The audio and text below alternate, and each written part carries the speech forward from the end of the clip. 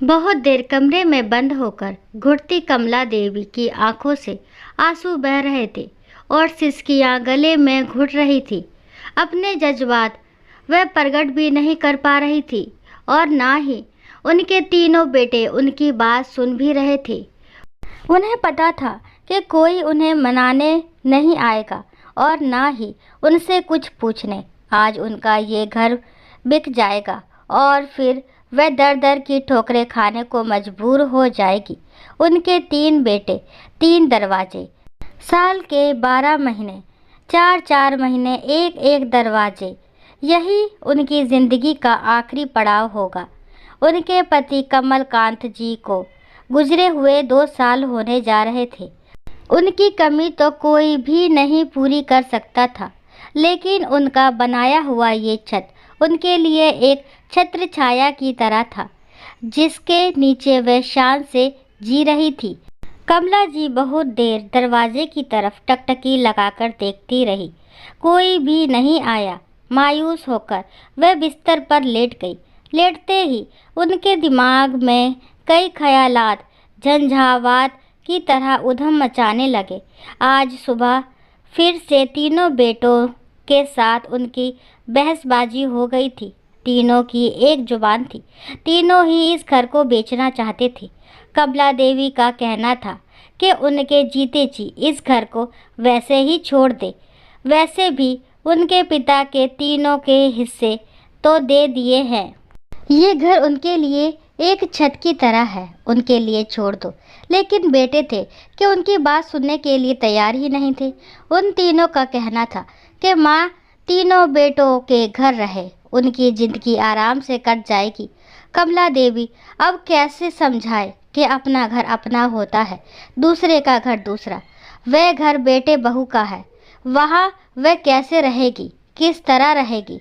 आखिर उम्र के इस पड़ाव में वह कितना सामंजस्य बिठा पाएगी? कमला देवी ने एक ठंडी सांस ली। उनका मन पीछे की ओर भागने लगा। उनके पति कमलकांत बैंक में एक कैशियर की नौकरी करते थे। कहने को कैशियर थे, लेकिन उनके पास पैसों का हमेशा ही अभाव रहता था।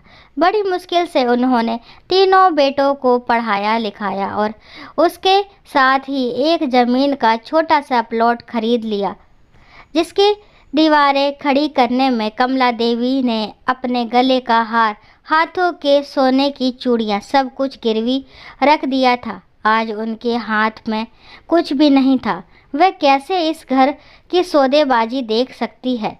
बंद आंखों से फिर से उनकी आंखों से आंसू बहने लगे। काफ़ी देर तक विचार मंथन करने के बाद कमला जी काफ़ी रिलैक्स फील करने लगी। दरवाजे पर दस्तक लगातार होने लगी। माँ, दरवाज़ा खोलिए। कमला देवी उठकर बाहर आई। क्या हुआ बाबू? माँ, आपका साइन चाहिए। बाहर बैंक के कर्मचारी और प्रॉपर्टी डीलर बैठे हुए हैं। आपके साइन के बगैर कोई काम नहीं हो सकता। कमला देवी बहुत सोच विचार कर लिया था। बाहर बैंक और प्रॉपर्टी डीलर बैठे हुए थे। कमला देवी ने अच्छे से कागज़ पढ़ा। फिर उन्होंने उन लोगों से कहा, सुनो, इस घर में 3 नहीं 4 हिस्से होंगे। जो पैसे मिलेंगे उसके 4 हिस्से होंगे, जिसमें एक मेरा भी होगा। तीनों बेटे को साफ सूख गया। उन्होंने कहा, माँ, आप ऐसी बातें क्यों कर रही हैं? क्योंकि ये घर मेरा घर है, मेरी मर्जी।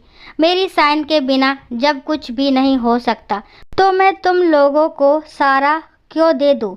तुम लोगों के हिस्से तुम लोगों को मिल चुके हैं। अब तुम लोगों की नीयत खराब हो गई है। मुझे जीते जी घर से बेदखल नहीं कर सकते। ये मेरी ज़िंदगी है, मेरी मर्जी। उन्होंने प्रॉपर्टी डीलर और कर्मचारी से कहा, इस घर को बनाने में मैंने अपने खून पसीने, यहाँ तक कि अपने सोने के सारे गहने तक बेच दिए। अब मेरे पास कुछ भी नहीं है। ये मेरा घर मेरे लिए छत है। मेरे बच्चे मुझसे ये आशियाना भी छीन लेना चाहते हैं। मैं ये कभी भी नहीं होने दूंगी। मेरे जीते जी ये संभव नहीं है। अगर ये घर बिका तो उसके 4 हिस्से होंगे। एक हिस्से का पैसा मुझे भी मिलेगा। बैंक के अधिकारी और प्रॉपर्टी डीलर दोनों ने तालियां बजाते हुए कहा। यदि महिलाएं आप जैसी सक्षम हो जाए तो समाज बदल जाएगा माताजी। बिल्कुल सही बात है। आपके जीते जी आपका ये घर आपसे नहीं छीन सकता। मैं चलता हूँ, नमस्ते। कमला देवी के तीनों बेटे सिर झुकाए खड़े थे। कमला देवी ने उनसे कहा, जैसे इतने दिनों तक झेल लिए वैसे ही कुछ दिन और, पता नहीं कब ये सांस थम जाए, लेकिन तब तक मुझे मेरे इस घर से मत निकालो। यहाँ कई यादें हैं जो मुझे जिंदा रखती हैं। तुम्हारे पापा हर कोने में नज़र आते हैं बेटा, कहीं गए नहीं। आगे के शब्द सिसकियों में दब गई। कमला देवी फूट फूट कर रो पड़ी। उनके तीनों बेटों ने उनसे माफ़ी मांगी और कहा, माँ हम गलत थे, हमें क्षमा कर दीजिए। अब दूसरी कहानी। हमारे समाज में एक नई नवेली विवाहिता को सौभाग्यवती भवा के साथ साथ कई आशीर्वाद मिलते हैं। तो वो होता है दूधो नहाओ पूतो फलो। पूतो फलो अर्थात बेटों की माँ बनने का सौभाग्य मिले। मेरी बड़ी ताई जी, उन्हें 2 बेटे हैं जिसे वे अपना सौभाग्य मानती हैं और हर नई नवेली विवाहिता को यही आशीर्वाद देती हैं, दूधो नहाओ पूतो फलो। उनके 2 बेटे उनका गर्व है, वो सबको बताती है। मेरे 2 बेटे हैं और दोनों बड़े ओहदे पर अफसर हैं। जब तक ताया जी थे सब कुछ ठीक चल रहा था, पर उनके जाने के बाद ही शुरू हुआ संपत्ति के बंटवारे का खेल। ताई जी ने सोच विचार कर घर का ऊपरी हिस्सा बड़े को दे दिया और नीचे का हिस्सा छोटे को, पर ताई जी के लिए तो जगह ही नहीं बची। सो उनके बेटों ने सोच विचार कर ये फैसला लिया कि हर 1 सप्ताह के बाद माँ अपना घर बदल लेंगी, अर्थात कभी ऊपर रहेंगी तो कभी नीचे। माँ की मंजूरी उन्होंने पूछने की ज़रूरत उन्हें नहीं लगी। पहला सप्ताह शुरू हुआ। आज ताई जी को बड़े बेटे के यहाँ रहना था। सप्ताह पूर्ण हो जाने के बाद वे अपने छोटे बेटे के यहाँ चली गई। बड़े बेटे के बच्चे नीचे आए और पूछा, दादी आज आप हम लोग के साथ खाना नहीं खाएंगी? चलिए ना, मम्मी ने आज कोफ्ते बनाए हैं। ताई जी ने सोचा, पूरे 1 सप्ताह तक तो मुझे चने खाने को मिले और आज मेरे जाते ही कोफ्ते। ताई जी ने कहा, बेटा आप जाओ, मैं आती हूँ। इतना कहने के बाद ताई जी ऊपर आई तो बहू ने टपक से कहा, क्या हुआ माँ जी, खाना नहीं मिला क्या?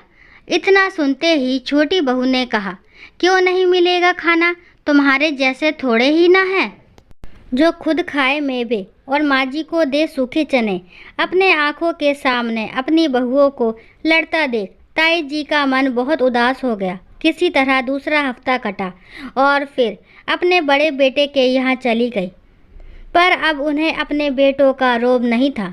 वो सोच रही थी, जिन बेटों पर मुझे इतना गर्व था, गुमान था, उन्होंने आज मुझे घड़ी की सुई बना दिया है जो नियत समय पर जगह बदलती रहती है।